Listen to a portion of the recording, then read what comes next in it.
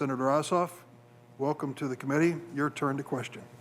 Thank you, Mr. Chairman, and Judge Garland. Congratulations on your nomination. Thanks for the time that we spent by video conference discussing some of these issues. Thank you also for sharing your family's immigrant story with the committee. It mirrors my own. My great-grandparents came here fleeing anti-Semitism in 1911 and 1913 from Eastern Europe, and I'm sure that your ancestors could hardly have imagined.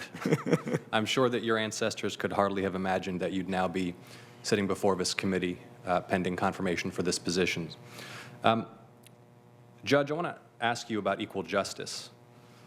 Black Americans continue to endure profiling, harassment, brutality, discrimination in policing, in prosecution, in sentencing, and in incarceration.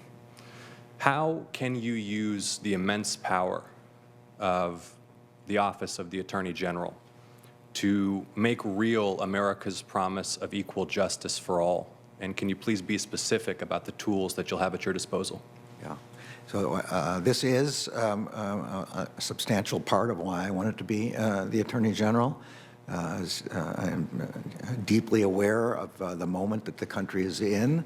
When Senator Durbin was reading the statement of Robert Kennedy, it hit me that we are in a similar moment to the moment he was in.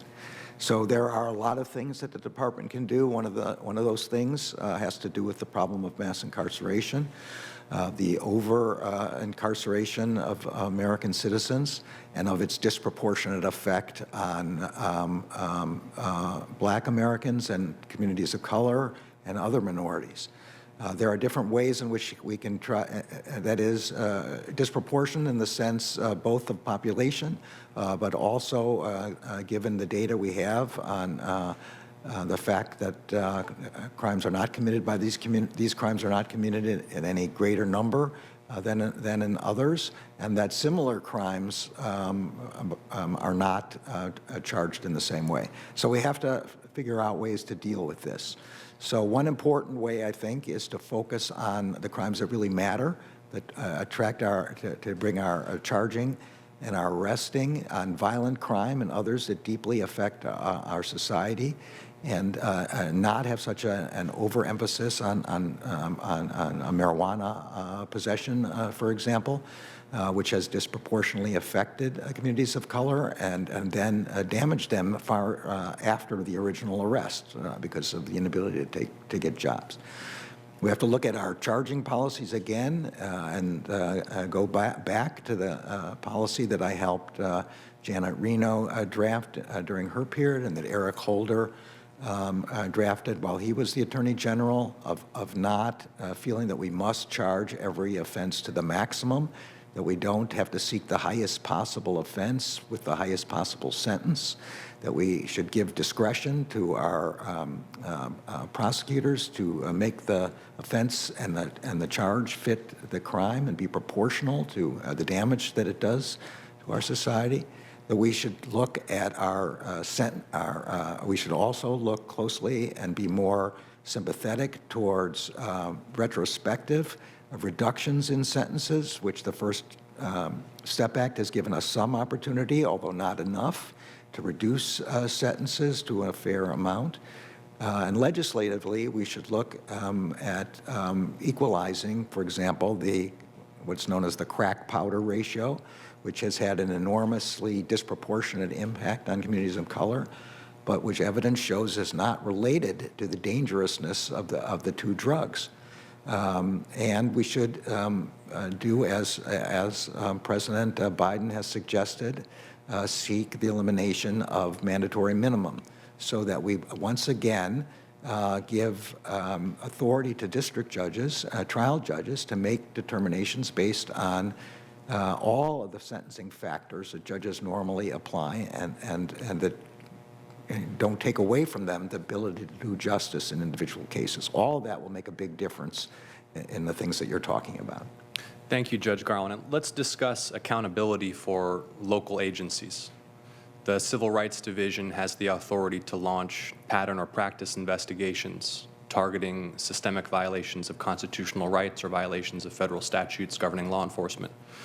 Tomorrow will be the first anniversary of the murder of Ahmaud Arbery in Glenn County, Georgia, who was shot to death in broad daylight in the street on camera.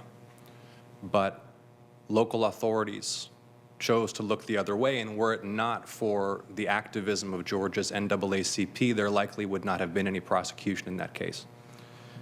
How can Congress equip DOJ's Civil Rights Division to launch more and more effective pattern or practice investigations without asking you to comment on the details of the Arbery case? And how else can the Department of Justice use its authority to ensure that where local agencies violate constitutional rights or fail to uphold the guarantee of equal protection, there's accountability? Well, I appreciate it. You're not asking me to talk about a pending case. What I will say is that, like many, many Americans, I was shocked by what I saw in videos of Black Americans being killed over this last summer. I do think, created a moment in the national life that brought attention from people who had not seen what Black Americans and other members of community of color had known for decades. But it did bring everything to the fore and created a moment in which we have an opportunity to make dramatic changes and really bring forth equal justice under the law, which is our commitment of the Justice Department. So the Civil Rights Division is the place where we focus these operations. You're exactly right that pattern or practice investigations are the core of our ability to bring actions here. That these lead to all different kinds of remedies, sometimes consent decrees as a potential remedy. We also can criminally prosecute violations of constitutional rights, and we can also provide funding for police departments to reform themselves. I do believe that officers who follow the law and the Constitution want that accountability. They want officers who do not to become accountable, because if that doesn't happen, their law enforcement agency is tainted. They lose the credibility in the community, and without the community's trust, they can't bring safety. So we have this number of tools. Whether we need additional tools in this particular area, I don't know. Obviously, the resources are necessary. I'm probably going to be like a broken record in every one of these areas for us to do our job. And Judge Garland, with my time so short, will you commit to working with my office and with this committee to determine what additional authorities the department may need and what resources you may require in order to be able to bring more and more effective pattern or practice investigations where appropriate? Absolutely, Senator. I'm sorry to have gone on. No problem. Thank you, Judge Garland. Mr. Chairman, I yield back. Thank you, Judge, and thank you, Senator Ossoff.